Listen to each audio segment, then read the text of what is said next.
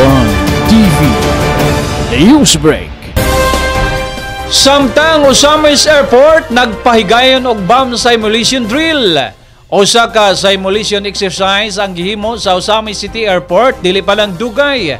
Nining higayon na ang gitun-an nga senaryo sa may partisipar nga mga national ug lokal nga buhatan sa kagamanan mao ang bombing incident.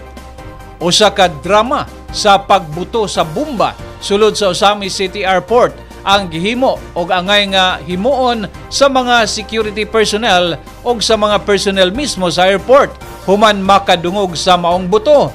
Ang himuon sa mga resident security personnel sa dili pa moabot ang responding team sama sa PNP operatives, explosive ordnance team, medical team, fire truck o uban pang grupo aron mohimo og seguridad sulod sa incident area. Ilang gipasabot ngang maong aktibidad dili panganti apan mas mudapig ang kaluwasan sa tao nga mahibalo sa angay himuon kung adunay dili damhon nga panghitabo. Gipasalamatan usab sa Aviation Security Group og sa Airport Management ang presensya sa local government unit og ang presensya sa mga barangay official gumikan kay dako usab kini og papel sa posibleng mga kalamidad nga gama sa tawo og kinaiyahan. This is a reminder and operational readiness when it comes to incident ng mga ingani ng mga trade na mga panghitabo nga dili angay mahitabo sa atong airport. So just anybody open kuan kung kinsa tong pwede nga mo kanang hatag og dugang pa para ma-improve na to ato ang kuan Cymix sa sunod para at least sa sunod medyo ingani. So ay Kap, okay ra ba mo dito Kap? Lagi salamat kay Kap na mo sa inyo ang kuan cooperation ba. At least kabalo na ta kung sa atong tasking when it comes to mga ingani nga mga panghitabo. So situation ba palayo lang pod.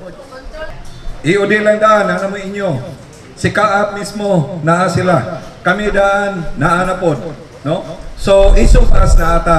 Unya, putting everything together is a really a very big challenge. Dako kay na nga challenge.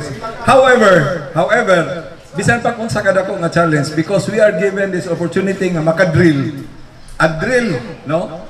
Gives us a better chance of surviving kung doon naman gani mahitabo, no?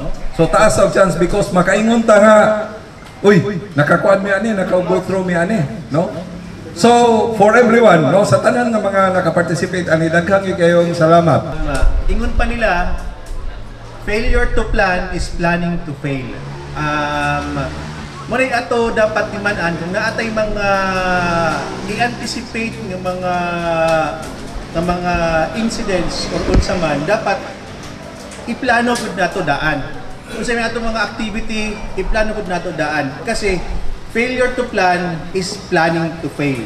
So, just an input, basically, I would like to congratulate tanang mga participants sa atong simulation exercise karon. One TV News Break.